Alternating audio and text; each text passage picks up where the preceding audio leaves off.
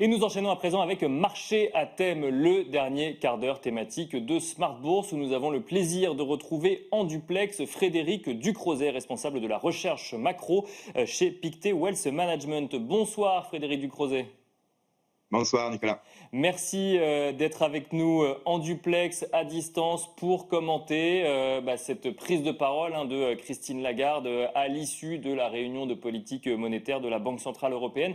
Alors, assez peu de surprises sur la baisse de taux. Les marchés s'attendaient à une baisse de taux de 25 points de base. C'est effectivement le cas. On passe d'un taux de dépôt qui était à 2,25% à 2%. Mais on a eu aussi des révisions ou des annonces, en tout cas, sur les prévisions en matière d'inflation ou de croissance de PIB. Là aussi, pas beaucoup de changements de la part de la BCE, mais un discours quand même qui laisse entendre que on ferme un chapitre, celui de la reprise post-Covid, et on ouvre le chapitre de la guerre commerciale entre les États-Unis et la Chine, ou en tout cas les États-Unis et le reste du monde, Frédéric Ducrozet.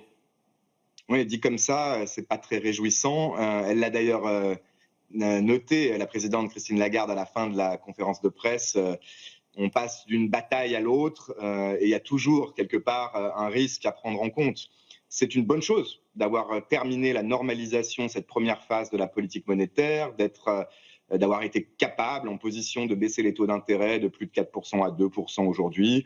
Et 2%, c'est un beau chiffre rond qui est probablement proche du niveau neutre. Donc la BCE est neutre et peut effectivement donner le temps de voir ce qui va se passer. Malheureusement, ce qui peut se passer, c'est que les risques sont plutôt encore orientés à la baisse. Elle l'a dit clairement. Et on est tous pareils, économistes, investisseurs, banquiers centraux. On fait face à cette incertitude de négociation commerciale entre les États-Unis et l'Europe. On reste à la merci d'un tweet, d'une décision, d'une inversion de décision qui remet tout en cause. Donc, la Banque centrale européenne, quelque part sans surprise dans ce contexte-là, ne donne aucune indication sur le prochain mouvement. La seule chose peut-être, c'est que les marchés dans ces cas-là sont extrêmement sensibles à tout indice sur la prochaine réunion au mois de juillet ou celle de septembre, et que le fait de ne pas en avoir eu, d'avoir semblé fermer la porte à une autre baisse de taux, sauf catastrophe, encore une fois, sur la guerre commerciale, a peut-être un petit peu déçu à la marge, mais finalement pas de nouvelles majeures aujourd'hui. Oui, c'est ça, parce qu'il y avait effectivement une attente du marché sur cette réunion de politique monétaire, mais d'une autre baisse de taux à venir qui semblait un petit peu effectivement évidente pour le marché. Là, on sent que le scénario où la BCE fait une pause après cette baisse de taux décidée aujourd'hui, c'est un scénario qui prend de l'ampleur, Frédéric Ducrozet. Oui, et d'une manière générale, c'est la même chose pour la Fed, c'est la même chose pour la Banque centrale du Canada et de la plupart des autres économies développées. Elles ont finalement deux scénarios en tête. Elles sont prêtes, ces banques centrales, à réagir. L'un, dans le cas de la BCE en tout cas, où elle ne bougerait plus les taux d'intérêt, mais même ça, quelque part, le marché s'y attendait. Si les bonnes nouvelles s'accumulent, si on a un accord commercial, on abandonne l'idée de 50% de tarifs sur l'Europe, on est à nouveau bons amis et tout va bien.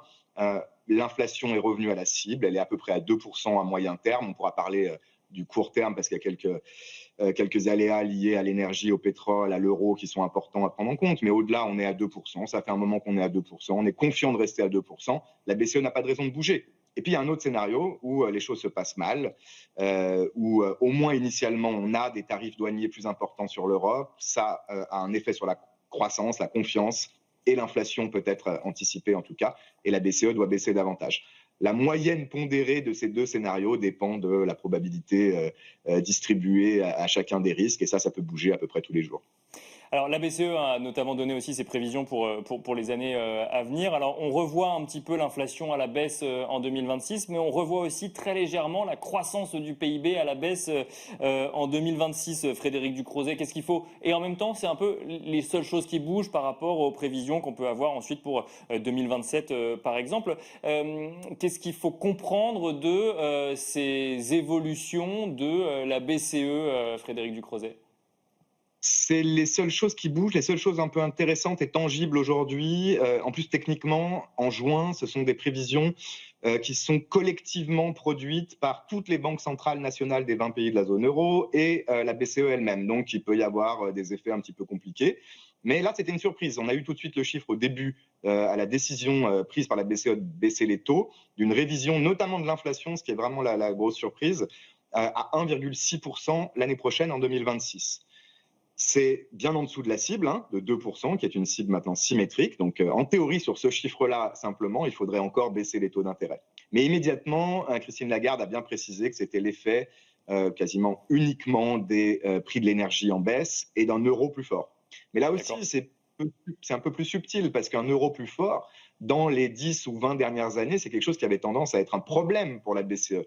Et ensuite, on se pose la question si l'euro est fort aujourd'hui pour de bonnes raisons, notamment les anticipations peut-être de dépenses budgétaires en Allemagne, en zone euro, qui pourraient renforcer la croissance. Donc tout ça est un peu plus compliqué que le simple chiffre de 1,6 voudrait le laisser entendre. Et encore une fois, je pense qu'il faudra en savoir un peu plus, y compris en termes de dépenses budgétaires en Allemagne. Comment exactement cette relance va être mise en place dans les mois qui viennent? Un tout petit mot encore de l'Europe, Frédéric. Donc du coup, avant d'aller aux États-Unis, il y a quand même aussi cette idée dans le discours donc de la BCE de dire qu'il y a une incertitude sur les politiques commerciales menées à l'heure actuelle qui va peser sur l'investissement dans le privé, dans les entreprises, sur l'exportation, mais que ce sera compensé en Europe par une hausse de l'investissement public. Est-ce que c'est là où effectivement où il faut espérer trouver de la croissance pour les années à venir ? Oui, et pas seulement. Il faut espérer que cette relance de la dépense publique entraîne un investissement privé, de la consommation, des perspectives de croissance potentielles, hein, en hausse, c'est-à-dire sur les prochaines années, voire décennies. Ce n'est pas simplement que l'Allemagne ne dépense plus aujourd'hui dans la défense ou dans l'infrastructure, qui est une bonne chose, c'est plutôt que ça entraîne des effets indirects positifs aussi sur l'ensemble des composantes de l'économie. Et c'est un vrai changement. C'est un vrai changement parce que ce policy mix a jamais été bien calibré pendant 20 ans en Europe. Soit on avait un problème côté politique monétaire, soit un problème côté politique budgétaire, soit les deux. Donc là, c'est un vrai espoir, et encore une fois, que la BCE puisse se permettre de ne pas baisser les taux, pour des bonnes raisons. Ça, c'est vraiment une très bonne chose. Et Christine Lagarde, du coup, comme Isabelle Schnabel, également membre allemande du directoire de la BCE, insiste sur ces aspects-là. Ça semble au quiche, mais je le répète, c'est plutôt une bonne nouvelle si ça se met en place dans les années à venir. Frédéric Ducrozet, aux États-Unis, les discussions sont vives à l'heure actuelle sur la Big Beautiful Bill et on voit la courbe des taux aux États-Unis, notamment la partie longue de la courbe des taux qui laisse entendre un vrai stress, hein, on peut le dire, sur la situation budgétaire aux États-Unis. Quelle analyse vous avez de la situation à l'heure actuelle ? Alors, il y a des inquiétudes, c'est clair. On est passé de la guerre commerciale à cette dimension budgétaire. On est dans le temps politique aujourd'hui, parce que, comme vous le savez, la première version de cette grande et beautiful bill est passée à la première chambre, va passer au Sénat, va sûrement être envoyée, doit être signée par le président. Il l'aimerait avant le 4 juillet, mais probablement plutôt dans le courant du mois de juillet. Et on s'attend pour notre part, en tout cas, à beaucoup de changements encore dans les calibrages, le chiffre, et peut-être aussi un élément de langage sur des aspects qui ont inquiété les marchés récemment sur cette fameuse section 899.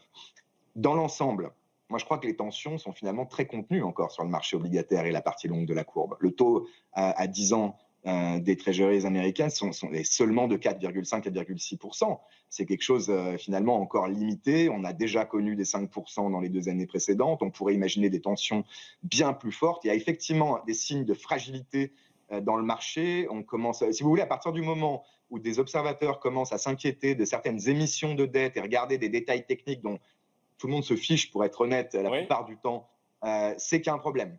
Donc, quelque part, on sent que ça peut être plutôt un peu le calme avant la tempête. Si les choses sont confirmées en l'état, se passent mal, ou si ces projections d'augmentation de déficit se matérialise, où là, effectivement, le marché pourrait commencer à vraiment paniquer.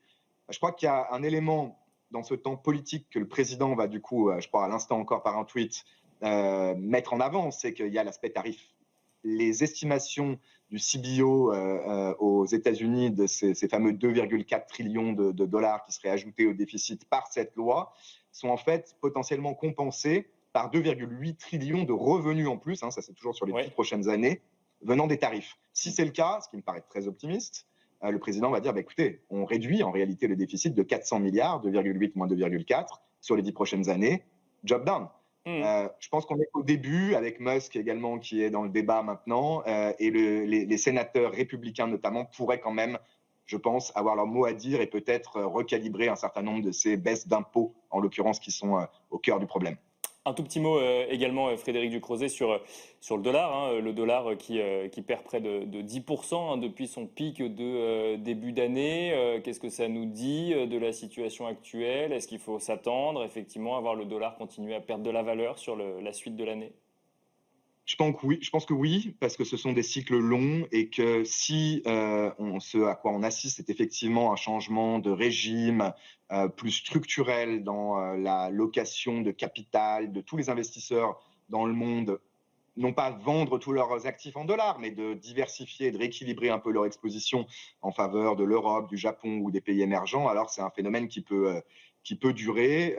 On observe par exemple des grands acteurs, hein, la real money vraiment qui fait bouger les marchés comme les fonds de pension en Europe, au Japon, en Norvège, qui se posent ces questions-là. Et je pense que ça, c'est la lame de fond qui explique vraiment que le dollar, structurellement, peut commencer à se déprécier. Il ne faut pas oublier qu'il vient d'un niveau très surévalué au début de l'année. Il peut aussi se dévaluer pour des bonnes raisons, entre guillemets, si la croissance en Europe, en Chine et ailleurs s'améliore relativement aux États-Unis.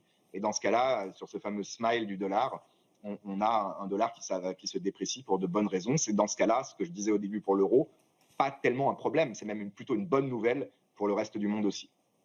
Merci beaucoup Frédéric Ducrozet de nous avoir accompagnés dans la dernière partie de Smart Bourse dans Marché à thème. Je rappelle que vous êtes responsable de la recherche macro de Pictet Wealth Management. Merci à toutes et tous de nous avoir suivis sur BeSmart for Change et je vous invite également à nous écouter en podcast si vous le souhaitez sur toutes les plateformes de podcast. À demain pour un nouveau numéro de Smart Bourse.